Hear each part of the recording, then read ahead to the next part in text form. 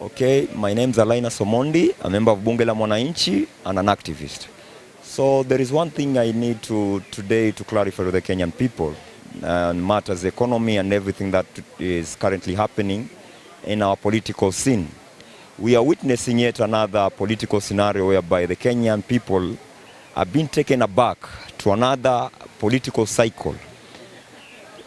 There are questions which are emerging is that where are we going as a nation?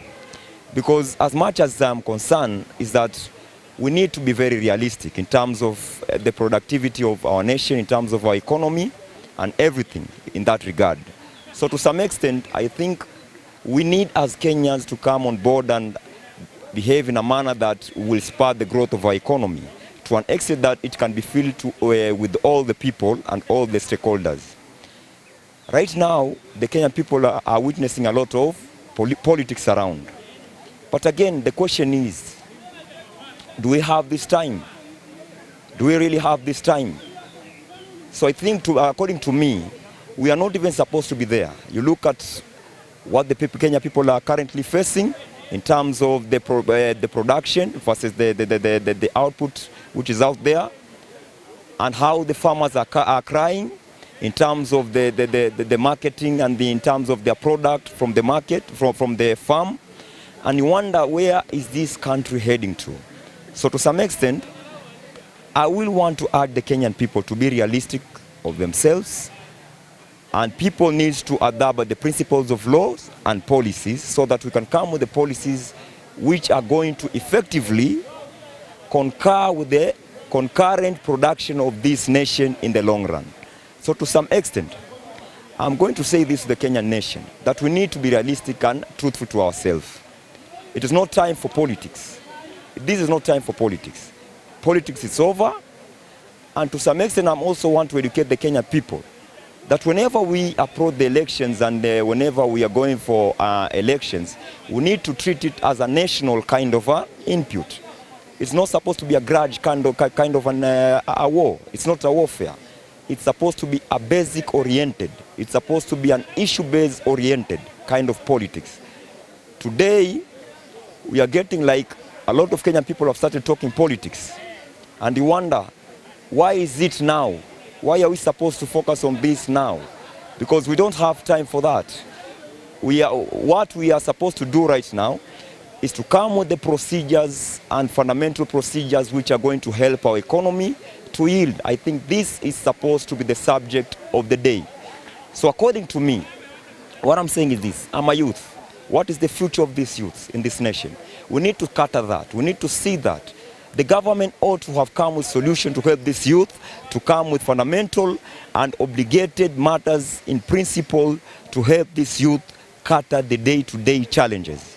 So I think the government ought to give the youth a direction so that in the long run we can get the solution to our hailing economy in terms of production, on how the youth are going to be accommodated in the wide market. I think that is supposed to be the solution of the day. So according to me, we ought to leave the political scenario, the political comedies that we are witnessing today, and be issue-based issue-based to an extent that we are only going to concentrate in the way we are going to do what? To spur our growth in terms of economy.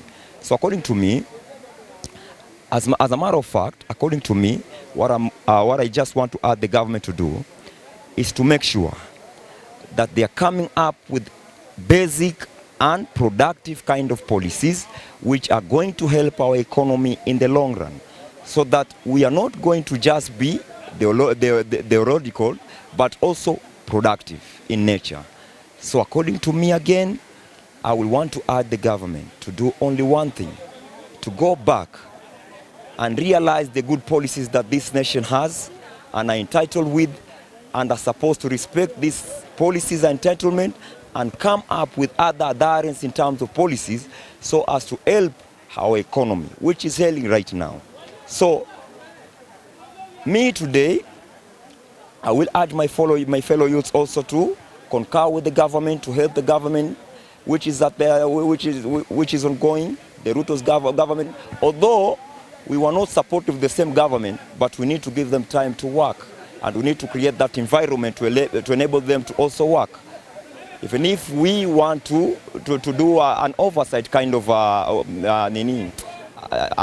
obligation, but we are also supposed to balance the equation between now oversighting the government and doing what we are required to do.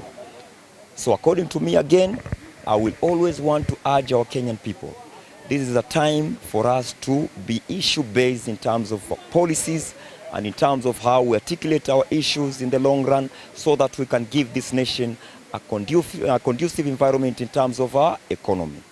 So that is what I will have to say today, and I will want to urge my fellow youths to concur with all the policies which have been ushered into our policies and principles of the law, so that we can at least help our economy in terms of development, in terms of productivity. I think that is what we are supposed to be concerned with right now.